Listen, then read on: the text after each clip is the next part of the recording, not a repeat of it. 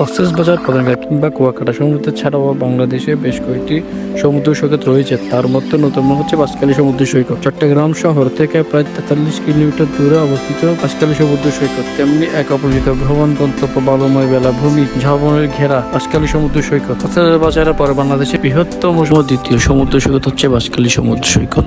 এটি ছনুয়া, গন্ডামারা, সরল, বাহারচড়া, খানকানিবাদ উপকূল মিলিয়ে সর্বমোট 37 কিলোমিটার এলাকা জুড়ে বিস্তৃত। বাঁশখালী সমুদ্র সৈকত নির্জন ভ্রমণ প্রেমিকদের জন্য এক আদর্শ জায়গা। দিগন্ত বিস্তৃত সাগরের বুকে সূর্যাস্তয়ের দৃশ্য, লাল কাঁকড়া আবেদ বিচরণ কিংবা দল বেঁধে ফুটবলের মেতে ওঠা আনন্দ ভ্রমণকারীদের এক অকৃতপূর্ণতা। নির্জন এই সাগরের নিরাপত্তার অভাব নেই মোটেও। বাঁশখালীর কাছে আরও রয়েছে এক আকর্ষণীয় ভ্রমণ গন্তব্য কুতুবদিয়া দ্বীপ। কিভাবে যাবেন? বাঁশখালী সমুদ্র সৈকত যেতে চাইলে ঢাকা কিংবা বাংলাদেশের যে কোনো প্রান্ত থেকে চট্টগ্রাম শহরে চলে আসুন। চট্টগ্রাম শহর থেকে নতুন ব্রিজ কিংবা বদ্দারহাট বাস টার্মিনাল হতে সিএনজি বা বাসে গুনাগুড়ি বাজারে নেমে লোকাল সিএনজিতে বাঁশখালী সমুদ্র সৈকতে যেতে পারেন।